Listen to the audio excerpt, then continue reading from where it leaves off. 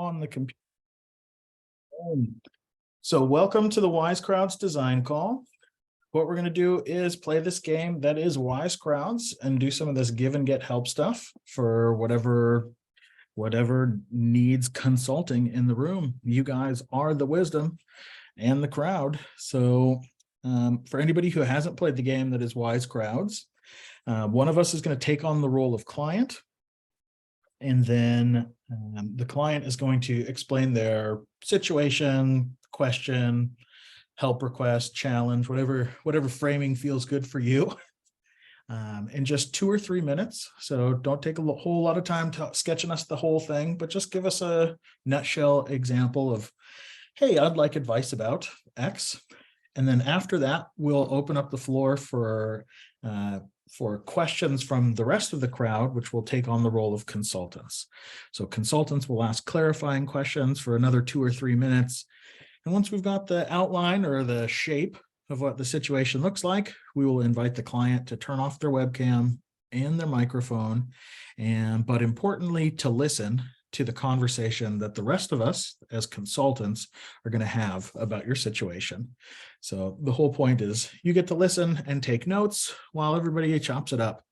And after which we'll invite you back into the conversation as the client and say, for a quick recap on what you found the most interesting, salient, impactful, what you might be able to apply and actually use in your context. So does anybody have questions about that procedure of the game that is Wise Crowds? Cool. Then who's got a design brief or a help request for us? Sonali? Awesome. Let her rip. Okay, thank you. So mine should be fairly short. There's a group of people, they work together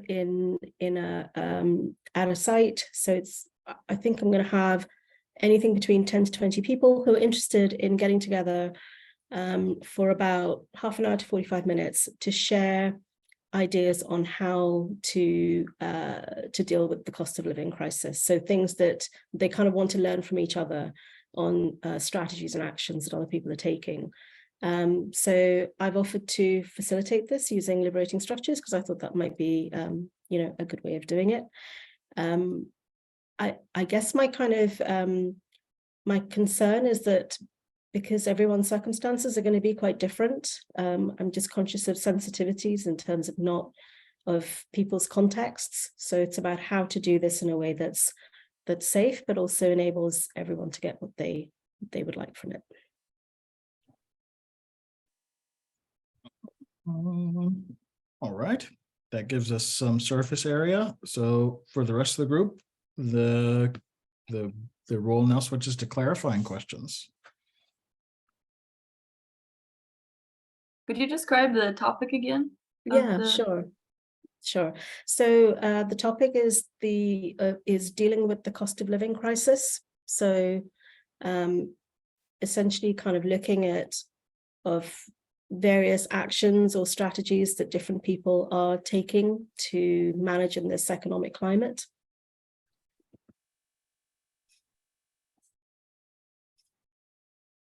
That's another question.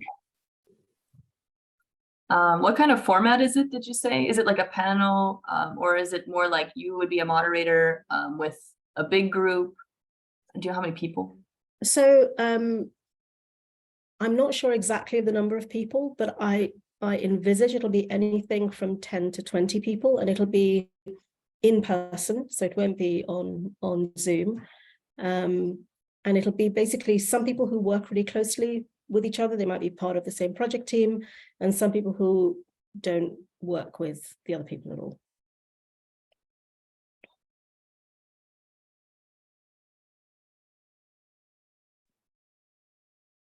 And how much time do you have again? So 30 to 45 minutes. Okay. Yeah. And are a few people in there experts and other people are there to learn? Like, okay, no, so everybody is coming in Yeah, as so peers. everyone's coming. So everyone's coming to essentially share what they might be doing and to learn from other people. I mean, there is one person who's offered to do like a very short, like a 5-minute presentation on kind of sites where you can get good deals and find out kind of information. So that might be part of it. And actually, again, my question is that if we do that, is at what point it would be useful to do that? Because I think the key thing is for people to be able to learn and share from each other. So there are no experts in the room. Have they requested for this sort of workshop, or whose initiative is it? Yeah, so this was a request that came from one of the team members here. And so at our site meeting, I asked whether that would be of interest and sent out a meeting request, and I've had about 15 responses. And generally, we sometimes get a bit more or a bit less than the number of people who say that they're going to come.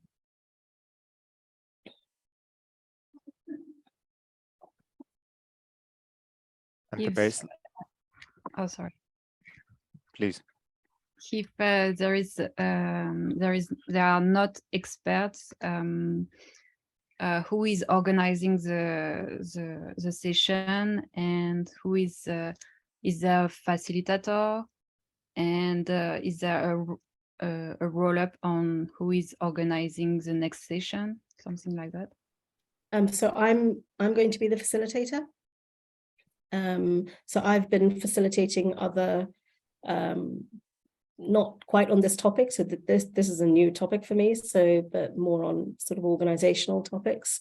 So I've been facilitating, and I've simply used 124all. I've used what so what now what, and yeah. So just wanted to look at something different, and just something where people felt safe to contribute, but also where we can disseminate all the contributions that come. And I've had people come to me and say, oh, you know, it's kind of, that's a good idea. It wasn't my idea, it was someone else's idea to actually do this. So yeah. And in terms of a next session, I don't know that there's going to be a next session. It might just be a one-off. I don't know. It depends, I guess, on how this one goes.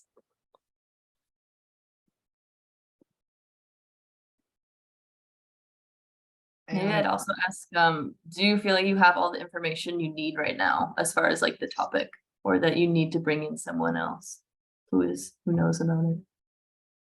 That's a really good question. I mean, they're all good questions, but that's made me kind of think of, I mean, I guess in my head, I was thinking there are kind of categories like, you know, whether it's kind of shopping, utilities, I don't know, transport, and maybe that's a starting point, is possibly getting other people to kind of come up with what those are, because I kind of don't want to dictate it. I think it's really important that it comes from the people in the room. Yeah.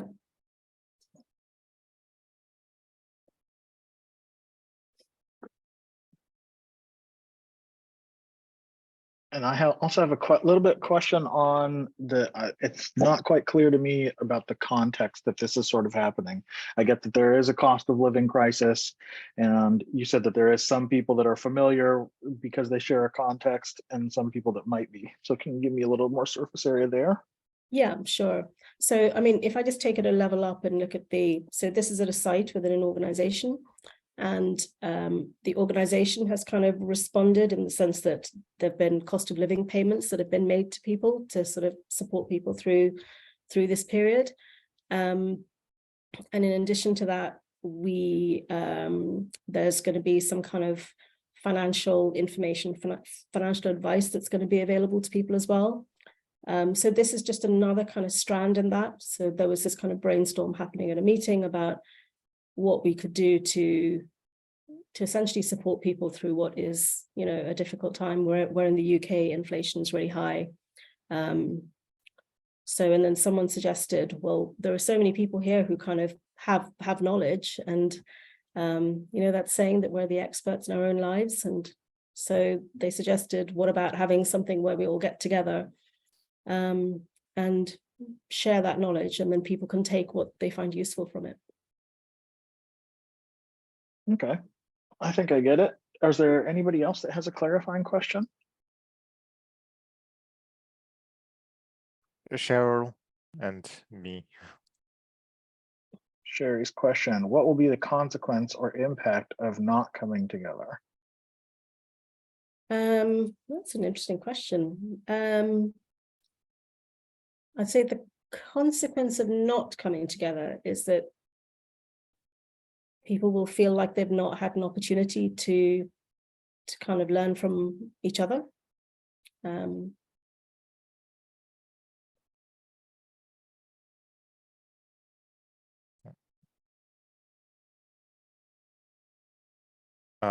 I'd like to know what would be the difference for you between a good meeting and a bad meeting? What are the impediments that you're expecting liberating structures to help you to overcome? So I think a good session would be where people feel safe to sort of to share and to ask questions.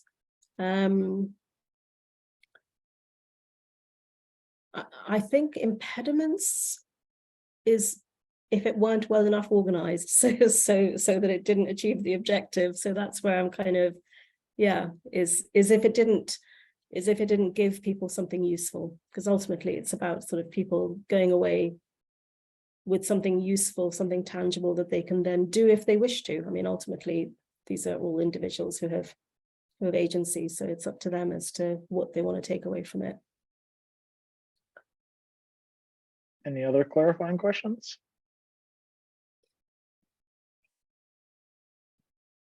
I see some thoughtful faces. That's usually a good sign that we're ready to rock and roll.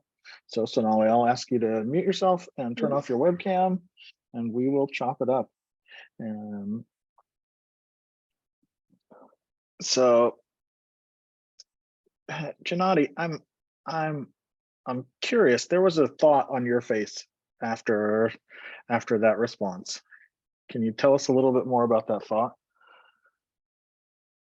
I'm thinking the whole time about the difference Sonali can make, about the I'm asking myself, is it really in Sonali's agency to influence a good meeting, to influence a meeting and to make it a good one or to have it a bad one? I understand she has influence on the way that people have in this meeting in order to share their opinions and stuff. That's I understand that. But as far as I understand, it's basically people coming together that have a common desire. And to be honest, I don't see the real obstacle there, because it's everybody sharing an information that everybody will use it and everybody will benefit from it. This is the direction of my thoughts. Okay, and if I can focus our attention as a group, so in response to this help request or the situation from Sonali, what are some of the interaction patterns, the liberating structures, the games that we might be able to encourage her to play that might organize the time and attention?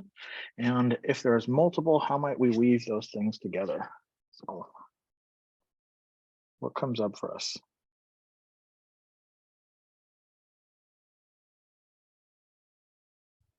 Unfortunately, I'm new and I don't know any of the structures yet, but I think I would say, because Sonali, it seems like a big reason you're doing this is for like self-growth. So maybe focusing on the ones you personally want to grow within or you feel comfortable in, because maybe, right, if it's also a topic that you don't know, it might be nice to have like comfort in already being familiar with a certain pattern, but I don't know them yet, so I'll listen.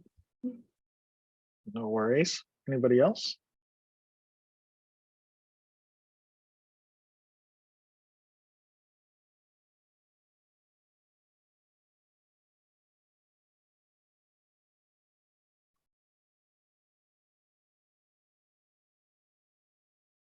All right, I got about 4, so I'm gonna let it rip then. Nah. Oh, it's funny. Way back in the day, I used to have these very specific invitations depending on sort of where you are in your learning journey. And so my job as the host is to mostly shut up and try and make space for you nerds. And then I can usually build on you guys. But in this context, there are 4 structures that jump out as could be really useful for you. And since you're talking about this area where you have some challenge and you're looking for basically adequate or good coping strategies for this type of challenge, discovery action dialogue was the one that immediately jumped out for me. Discovery action dialogue is a little long. If you guys want to Google it, you can see that. Let me try and explain it in 2 different ways. So the basic mechanics of discovery action dialogue is that you would put people in small groups, usually between 5 to 7 people. And that one person would play the host of the group. Thanks, Kathy. And that another person would play the role of scribe for the group. And so the host would not really participate in the conversation. They would just make sure that a prescribed set laundry list of questions is sort of moved through. And the same thing with the scribe. The scribe doesn't necessarily participate in the group, but they just sort of keep the minutes of the meeting, create an artifact or document. And the basic nuts and bolts of discovery action dialogue is that we're looking for what we call positive deviance, right? We're looking for where do people break outside of the norm, but in exceptionally productive and good ways. So there's 7 questions that we would move through. And even though they're listed 1 through 7, you can pick them up in any order. You just want to sort of, from a hosting perspective, you can for sure go through it 1 through 7. So 1, how do you know when X challenge is present? How do you know when you're having a challenge around cost of living? How do you contribute to effectively solving the problem of this cost of living crisis? What prevents you or gets in the way from doing these things all the time? Number 3. Number 4, do you know anybody, and this is the interesting one, who frequently is able to solve this challenge and overcome those barriers? And what practices or behaviors make them successful? And then 5, do you have any ideas sort of hearing this across the group? 6, what needs to be done in order to make that happen more consistently? In this instance, normally you would ask if there's any volunteers to sort of push that initiative. So if you have people that do share a context, that might be relevant for them. Or you can think about 15% solutions, which I'll get to next. And for that subgroup who, there might be a subgroup of volunteers that are going to push some action forward. Who else needs to be involved in order to make that stuff happen? So those are the 7 questions that you would go through in those small groups, with one person making sure basically all the questions are asked, and another person taking down notes. The other thing that I brought up that is a structure that I think makes a lot of sense is 15% solution. And also Troika Consulting, which is a variation of this structure, wise crowds. So we do this thing in this one big group, but if you were to split us into trios, so instead of a big group with 6, 7, 8, and 9 people, if we were just in 3 groups of 3, and everyone took a turn as the client, and everyone consulted 2 times, you can get through that in 30 minutes pretty easily. And then everybody gets help once and gives help twice in this same basic structure, literally identically. So that would be another one where people could, really, all right, what are you struggling with? Interesting about Troika is that it scales perfectly to the amount of trust that's in the room. So you brought up this idea of psychological safety. And for sure, you can do something in advance of Troika to try and cultivate that sense of security so we can get a more maybe meaningful or significant challenge. I encourage them to share. But even if they share something that's very shallow and not very significant, it creates this process, right? It kickstarts this give and get help thing. And so no matter how little or how much trust there is in the room, Troika will scale perfectly to accommodate that. The other one that I mentioned was 15% solutions, and 15% solutions is very action focused. If you imagine, what do you got in the kitchen, right? With the time, energy, resources that are available to you right now, what could you do with them? What could you do with no more time, with no more resources, with no more energy, but what is available? What creative solutions can we come up with? That could be helpful after that discovery action dialogue in particular. And another one that is a little bit less sort of like, these have very actiony, very practically focused vibes. Another one that's less practical, but also good, is a liberating structure and development called transition walking. Transition walking uses a spiral journal and then encourages the group to go through what I will summarize as a little bit of a ritual around that spiral journal. So spiral journal, I see you, Lauren, here, I see the question look on your face, so thanks for that. Spiral journal just invites folks to draw, a 2x2 matrix on their paper, and then spend a minute drawing a sort of neat, tidy, concentric circle as mostly a grounding exercise. And then after you've completed that grounding exercise, you would answer 4 questions.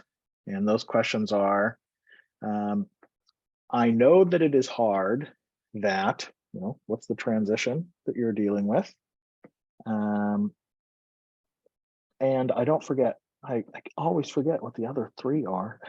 I know, while it is true, yeah, that's it. While it is true that, and it is challenging because, I will always remember and never forget. And now that it may be possible too. So these are different sentence stems. So while it is true that, brief description of the situation, it is challenging because, so again, facts, meaning, significance, inference. I will always remember and never forget. This is sort of what I've got to take with me. And now that I've shared this, it may be possible too. What might have let go, let go, let have gone, whatever. What might how might I be able to move through that transition? So that one is definitely much more of like very much more at the non-rational feeling space. But those are 4 possible structures. So discovery, action, dialogue, Troika Consulting, 15% solution if you want to get super practical into things. Anybody else?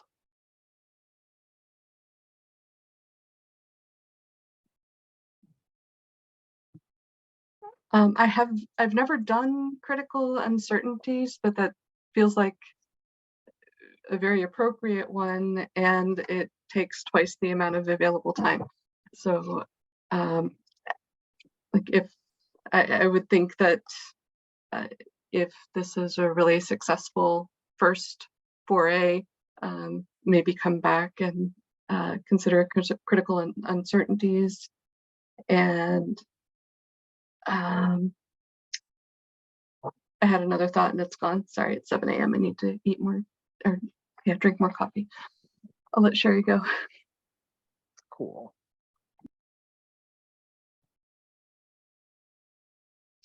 How about 9 Whys and Ecocycle? For sure. 9 Whys is an inquiry, a paired inquiry around meaning, significance. Why? So how to adapt 9 Whys to this type of situation? It could be make a laundry list of all the ways that you're adapting to the situation, and then go into the inquiry. All right, so why are you doing that stuff? What makes that required? What's the meaning and significance of those actions that you're undertaking? Just as a basic example. But yeah, meaning, significance, it's a good area to flesh out and make clear for folks, right? Especially if you're trying to like reveal the struggle that everybody's into. Ecocycle. Ecocycle is a metaphor for the circle of life, but not a circle, because that would be way too boring. Ecocycle just goes from gestation or regeneration, the seed phase, into birth, and a small little seedling. If you think about an idea always starts in seed, and then it moves into this little seedling phase. After you've put some time, attention, and energy, you might have a minimum viable product. You might have a sketch on a napkin. You might have something with a little bit more body on it to show someone. And then things move into maturity when they, after you've put a whole bunch of time and energy into it, you might be able to get some return on that energy investment relatively automatically. And after that mature space of maturity, things move, most things die, right? Some form of creative destruction, where we might seek to compost what had received a lot of energy in order to release new energy for new ideas and new resources. And so by evaluating a whole bunch of, like, offering a laundry list of stuff to plot to that ecocycle, you might notice that there's some stuff that gets clumped in the extreme left and the extreme right. In between regeneration and birth, things often get stuck into a scarcity trap. And in between maturity and creative destruction, things often get stuck in a rigidity trap, where it might, if you imagine driving around an old jalopy, that gets like 1 mile to the gallon and breaks down all the time. Sure, it still drives you around. You can still get from point A to point B, costs a whole lot of fuel, requires a lot of time to maintain it. May be good to put that thing into that creative destruction and compost it to release new time, energy, and resources towards an electric bike. I don't know, maybe not the best example, but the ecocycles are an interesting exercise. The challenge, I would say, for ecocycle is that it tends to be a little long. But even if you were doing a personal ecocycle, that you could compare with another person relatively briefly. This has been a lot of me blah, blah, blahing. Is there anybody else? I remembered one other one, the one I was forgetting earlier. It's what I need from you. I wouldn't think, just since this is coming up at work, what do the people need from the workplace? I don't know that that's the right one to do for this one, but you might do that in a follow-up as well. Yeah, one way that you could adapt what I need from you to the challenge, I would say, and what I need from you in this context is that there might be some genuine dependencies there. But sharing those dependencies and revealing them, what I need from you. So we have 3 subgroups in this call right now. We have the subgroups that is people hosting this call. We have the subgroup that is people new to this call. And then we have the subgroup of people who have been to this call one or more times before, right? So if we take this example, we might take those 3 subgroups and say, okay, everybody go into your separate subgroup, breakout rooms, and think about 2 requests that you want to make of the other subgroup. So I, as host, might say, all right, subgroup people new to the call, what I need from you is maybe it's a really killer feedback, or, what I need from you is go tell everybody no, come to this call, or something like that. And what I need from people who've been to this call multiple times might be host this call, something, whatever, it doesn't matter. But every subgroup makes maximum 2 requests of each other subgroup. And then we come back together and we just trade those requests. So each subgroup would say, hey, this is my request for you and for you. We would all write those things down. We would go back into our breakout spaces and we would say, hey, I have received a request for X. Am I going to respond with yes, I can give you that? No, I cannot do that. I will try. Or your request is a little like not clear and kind of sketchy. I don't even know what to do with it, right? So if you can just limit your responses to one of those 4, and the hardest part is without explanation, then you come back together, you trade your answers, and now you know. And if you really want to do it as a badass round, you would do some form of debrief. Okay, now that we have asked for X, we received Y for an answer. What are we going to do now? Right? Whether it's good news, bad news, or otherwise, our world has changed because of that clarification. And so you could do that both in a functional way, like if these people actually have something, some request from each other, or what you can do that's also a lot of fun is that you can divide into representative subgroups. So that is, imagine some way that you are, that folks can take on a role that they are sort of nominated to, that isn't actual, which is, which I don't know how to explain very well right now, but make it be a metaphorical role. How do I explain that?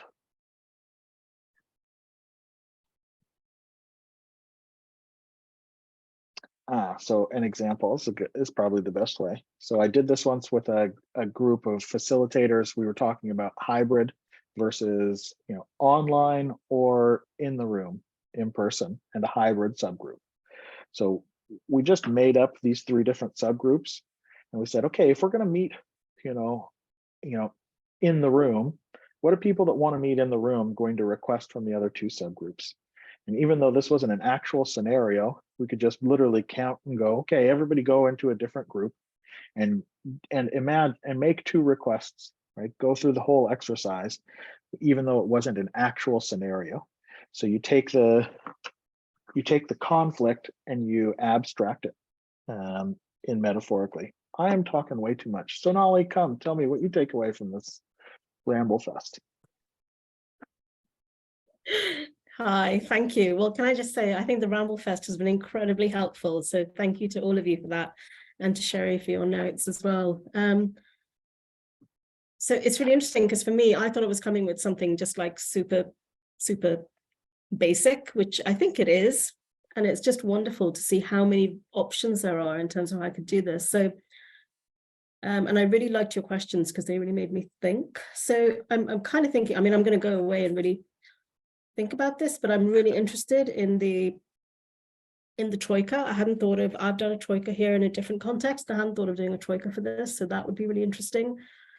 I really like 15% solutions, and maybe that could be an option if we have this other person doing a short session.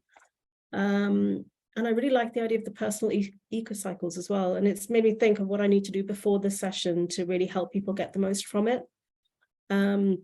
Both in terms of building that psychological safety, but also so that they get the most out of that time. So it's the what can we do to kind of, well, what can I do to help to kind of understand their expectations a bit more clearly, but also perhaps give them something to start thinking about because they are incubators here. So thank you very much. Really appreciate that. Cool. That might be a nice piece of homework for folks to take with them, if you think about it as well, right? Sweet. Well, that's Wise Crowds. We've gone through one cycle. Anybody else? Question, help request, situation, challenge?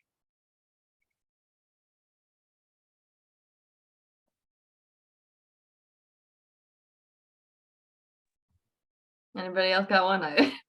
Mine's not super concise as Sonali's, but shall we give it a try?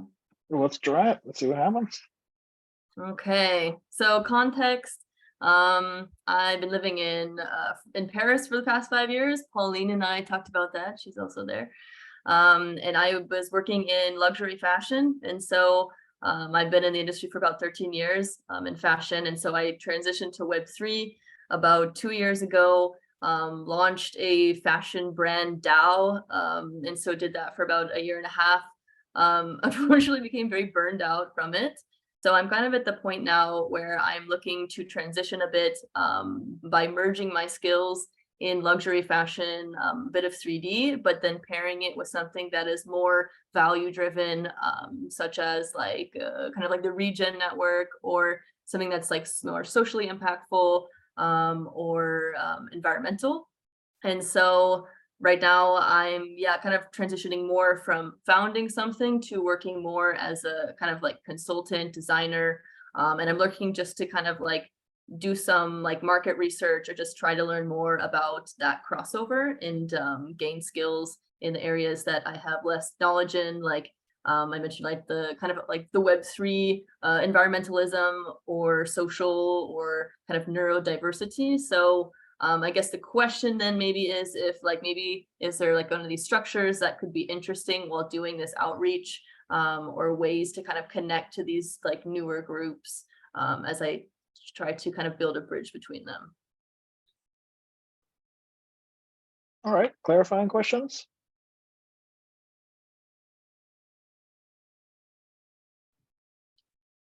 So I think what I understand is you are going to be reaching out to different groups to do research.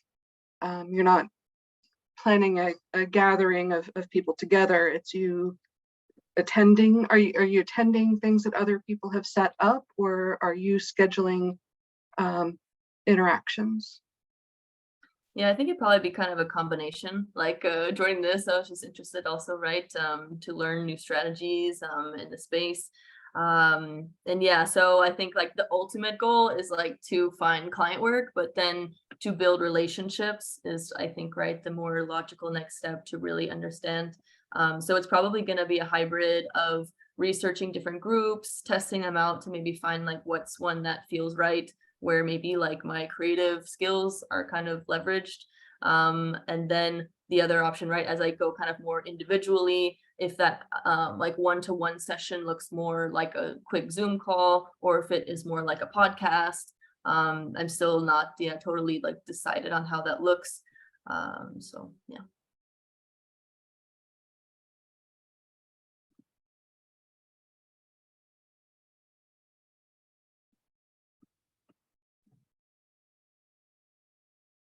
Would you be opposed to running your own group, to organizing your own gathering? Yeah, I've actually done a lot. I've launched maybe like 6 communities in the past year, but they've always really been specifically like Web3 fashion. When I first got into Web3, I had a podcast and on the Clubhouse. So I'm really familiar with like hosting, and I'm really comfortable and enjoy that. So yeah, I think kind of the only thing is that it is really time consuming. So I would want to make sure it's really intentional and kind of a duality of learning what I want to learn, building that community. But yeah, so.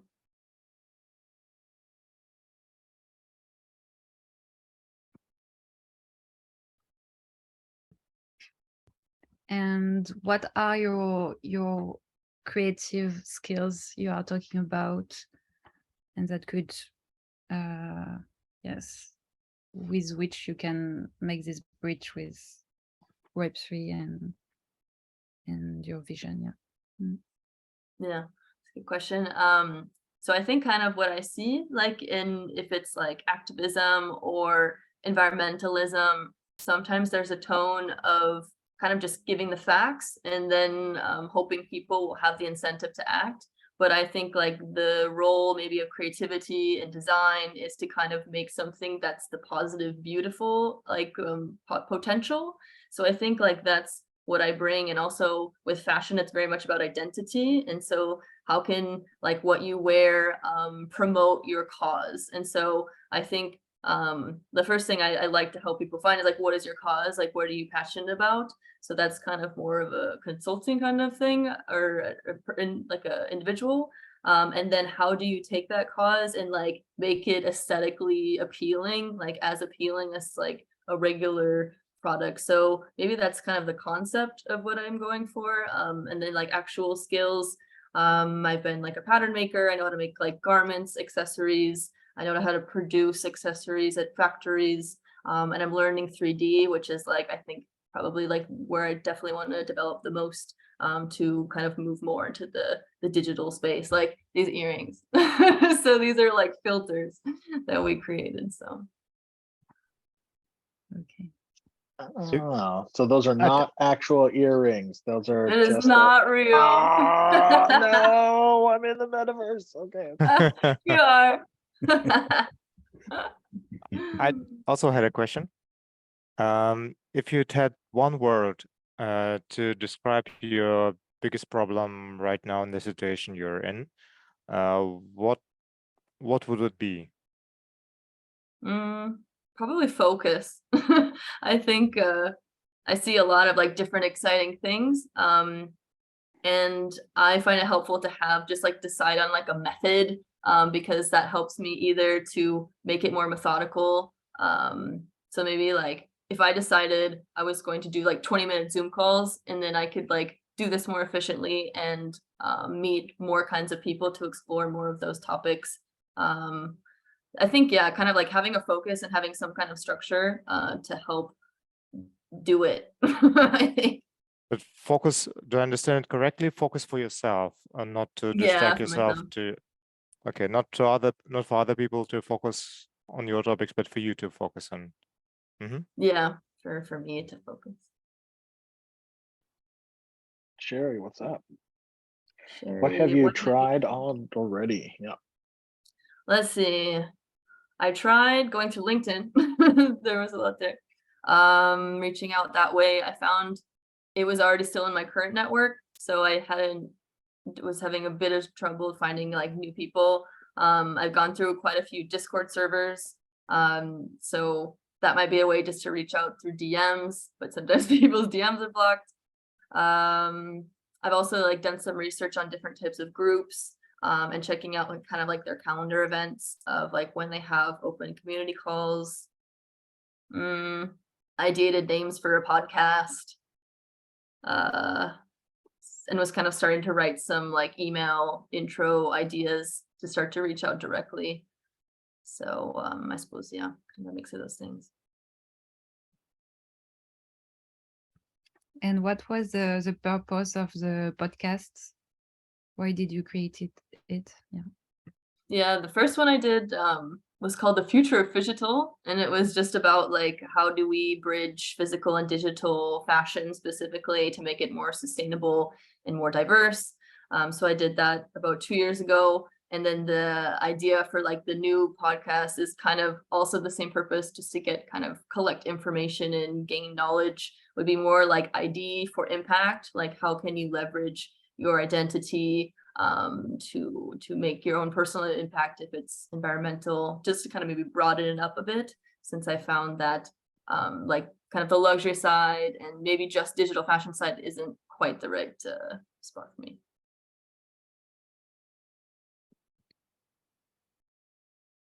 Anybody else?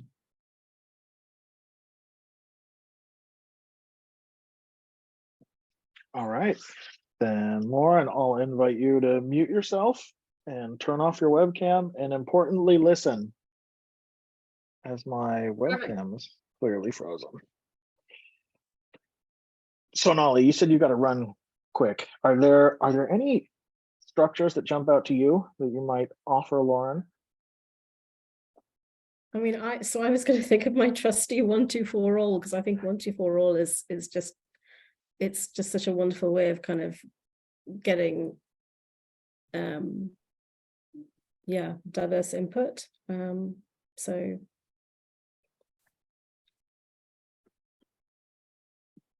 yeah, I'm gonna hang on for a bit longer than when I thought. I'm trying to shift.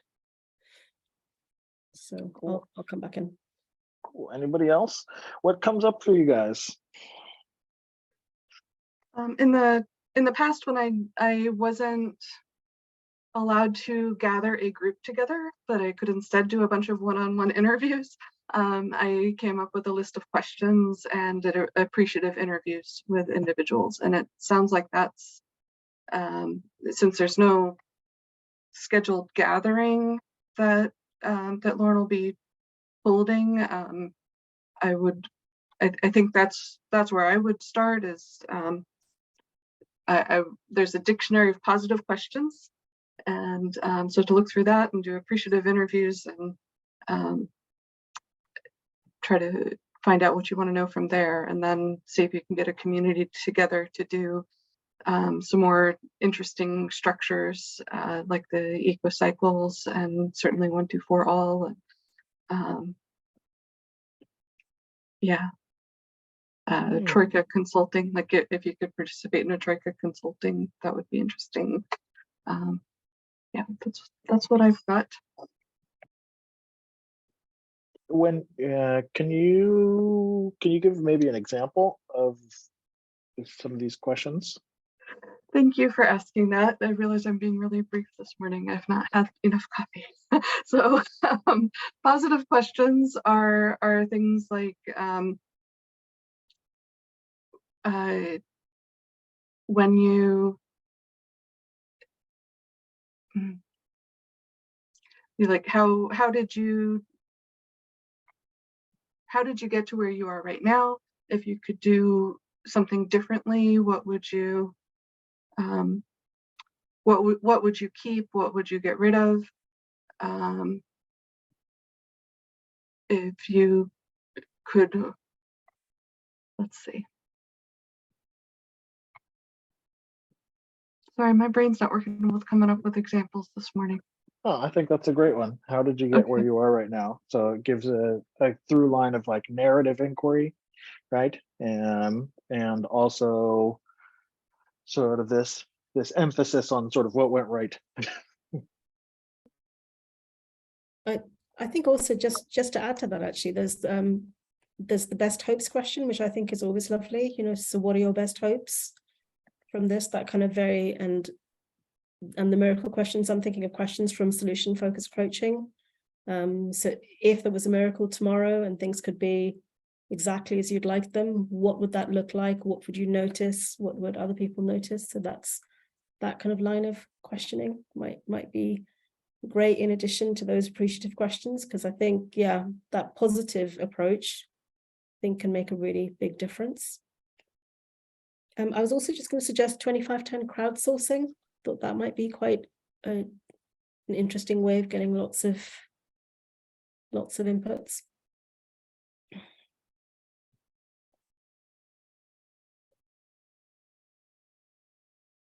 Cool. You could also ask yourself why you are pivoting right now, and you could use 9 whys and ask this question like 9 times to get to the roots of why are you doing all this research right now, and why are you interested into social and environmental causes. Yeah, and Juan, you wanted to share SolarPunk DAO and things like that. Yeah, you could check out SolarPunk DAO, which is focused on the storytelling part of like regenerative stuff and that.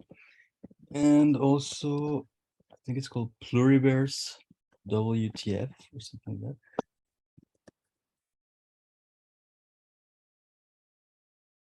So these are particular sort of leads.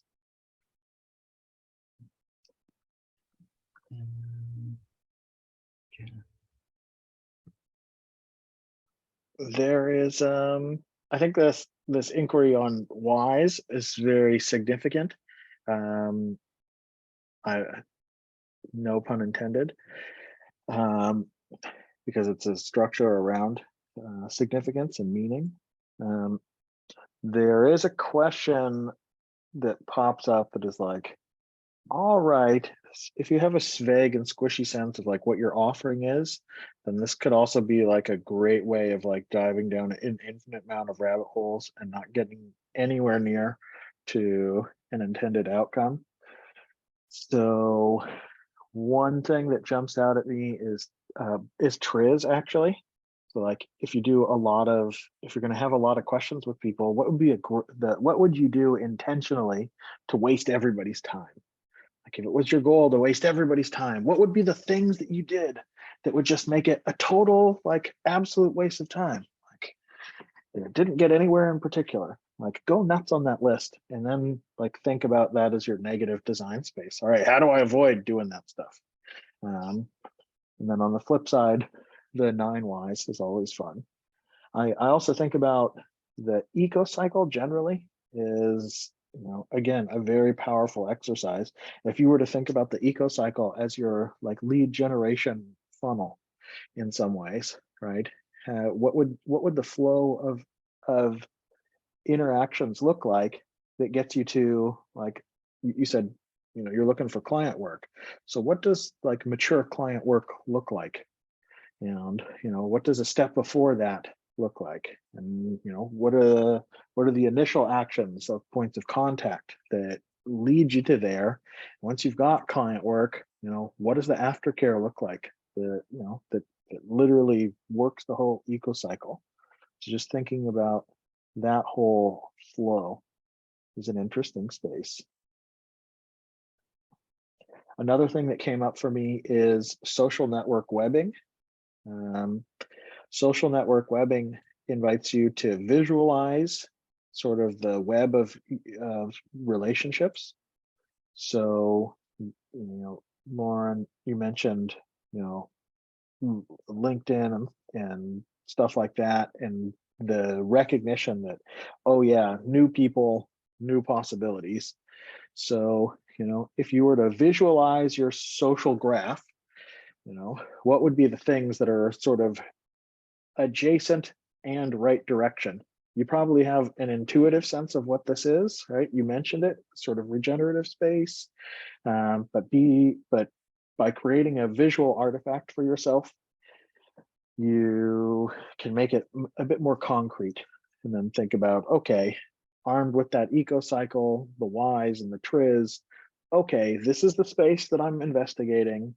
This is where I'm trying to go along the lines of that investigation. This is what my intake looks like. And I'd really do, in terms of like your actual question, like, hey, I get a person in on a call. What do I do? I really like appreciative interviews, like the positive narrative inquiry is fun.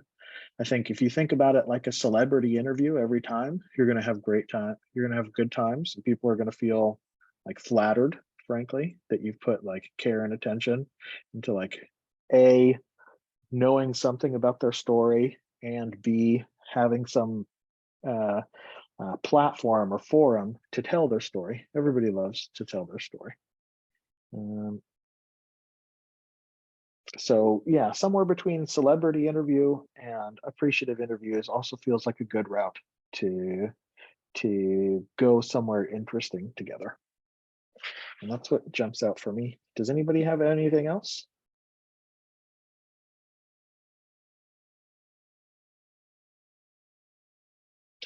Well, Lauren, then I would say come back, tell us what seems like it makes sense. Yeah, thanks guys. To find more about like what these things are, is it on the website, like little explanations for them? Yeah, liberatingstructures.com. Okay, cool.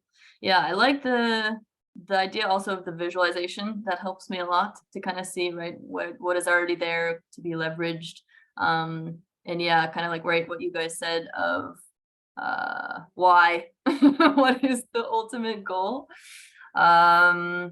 And yeah, doing the celebrity kind of interviews, like word one-to-one. And the other was, yeah, maybe then afterwards, or now like creating some kind of group, like you mentioned, having a platform and how that can motivate people to also share their story versus maybe just like a one-to-one, having that opportunity. Cool. Thanks, guys. Totally. And I'm an incredible fan of like working out loud generally. So even if you don't have a solid feel for what your offer is, as you like explore that with people, I mean, fuck yeah, make that a podcast. Why not? We can go on that adventure of discovery with you. So I'll subscribe. Sounds good. Got one. Oh. Sweet. Well, nerds, thanks, and all. Good seeing you around. That was the Wise Crowds design call. And as we established at the top, whoever shows up is the right people. Whenever it starts is the right time. Wherever it happens is the right place. Whatever happens is the only thing that could have happened. And whenever it's over, it's over. Thank you guys so much for your time, attention, and energy. I'm going to go scoop up the kids. Thanks up, Jeremy. Thanks everybody. Yeah, thank you. Thank you. Bye. Bye-bye.